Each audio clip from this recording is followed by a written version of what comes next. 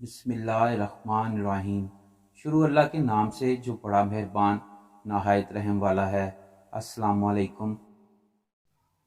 ایک عقل مند شخص کا انتقال ہونے لگا تو اس نے اپنے بیٹے کو بلوایا اور اسے الوداعی نصیحت کرتے ہوئے کہا، بیٹا اگر کبھی تیرا شراب پینے کو دل چاہے تو پہلے شراب خانے جا کر کسی شرابی کو دیکھ لینا، اور اگر جوا کھیلنے کو جی چاہے تو پہلے کسی ہارے ہوئے جواری کا مشاہدہ کر لینا، اور اگر کبھی زنا کو دل کرے تو پھر صبح کے وقت طوائف خانے جانا۔ چنانچہ باپ کے انتقال کے کچھ عرصہ بعد ہی لڑکے کے دل میں شراب پینے کا خیال پیدا ہوا۔ وہ نوجوان ایک شرابی کے پاس پہنچا جو نشے میں دھت ایک نالے میں گرا پڑا تھا۔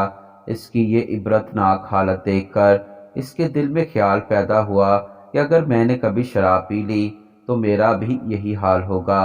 پھر ایک دفعہ شیطان اسے جوا کھیلنے کی ترغیب دلائی۔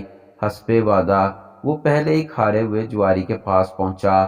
اس نے دیکھا کہ ہار جانے کے باعث جواری شدید رنج و غم غصے میں گرفتار تھا اور اس کی حالت نہایت قابل رحم ہو رہی تھی۔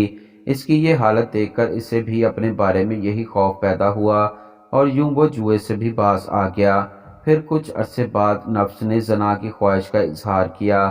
اس مرتبہ بھی وہ حسب وعدہ صبح کے وقت طوائف خانے جا پہنچا۔ جہاں دروازہ بجایا تو کچھ دیر کے بعد ایک طوائف باہر آئی۔ نیند سے بیدار ہونے کی وجہ سے اس کی آنکھوں میں گندگی بھری ہوئی تھی، بال بکھرے ہوئے تھے، بغیر سرخی پاؤڈر کے چہرہ بالکل بے رونق نظر آ رہا تھا، اس پر مرداری سی چھائی ہوئی تھی۔ اس نے میلا کچیلا لباس پہن رکھا تھا، گویا کہ شام کو طمع کاری کر کے شکار کو اپنی جانب راغب کرنے والی حور پری اس وقت غلاظت کا ایک ڈھیر لگ رہی تھی۔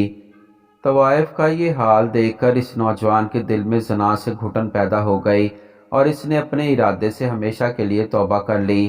پہلی روایت میں ہے کہ جب کوئی نوجوان اپنے مالک عز و جل کی بارگاہ میں توبہ کرتا ہے تو فرشتے ایک دوسرے کو خوشخبریاں دیتے ہیں۔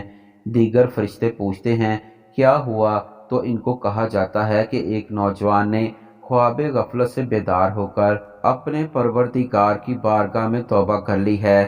پھر ایک اعلان کرنے والا اعلان کرتا ہے، اس نوجوان کی توبہ کے استقبال میں جنتوں کو سجا دو۔